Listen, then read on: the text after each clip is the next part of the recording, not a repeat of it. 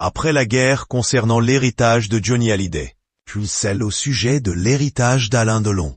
C'est désormais l'héritage de Werenoi qui fait l'objet d'un conflit médiatisé. Pour rappel, le célèbre rappeur est malheureusement décédé à l'âge de seulement 31 ans le 17 mai 2025. Aujourd'hui, l'une de ses anciennes compagnes présumées et son ancien producteur se disputent une importante somme d'argent. Selon les informations dévoilées par Le Parisien, une femme se présentant comme l'ancienne compagne de Werenoi a déposé plainte contre Badiri Sakho, qui était le producteur de l'artiste.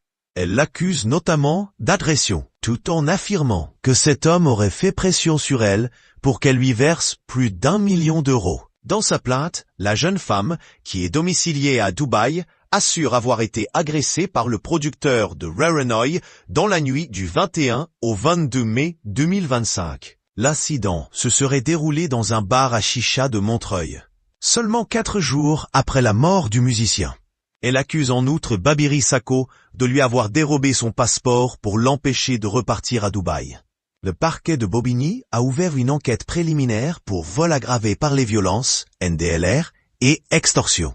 Les policiers de la Sûreté territoriale de la Seine-Saint-Denis ont été chargés des investigations. De son côté, la plaignante est retournée à l'étranger. Interrogée sur cette affaire par Le Parisien, Badiri Sakho a livré une toute autre version. Il affirme notamment que cette femme n'était pas la compagne de Werenoi, mais une relation professionnelle, une agente immobilier. La personne dont vous parlez vit à Dubaï et a disparu avec 1 million d'euros appartenant à Werenoi. Elle prétend avoir eu une relation avec lui. Elle lui a fait miroiter des choses et l'a convaincu de déposer 1 million d'euros sur un compte à Dubaï, a premièrement indiqué Badiri Sakho auprès de nos confrères. Quand il est tombé malade et a voulu rentrer en France, il n'arrivait pas à récupérer sa carte bancaire. Sa santé s'aggravait de jour à jour et il avait besoin de son argent. Il est rentré trop tard et est mort le lendemain.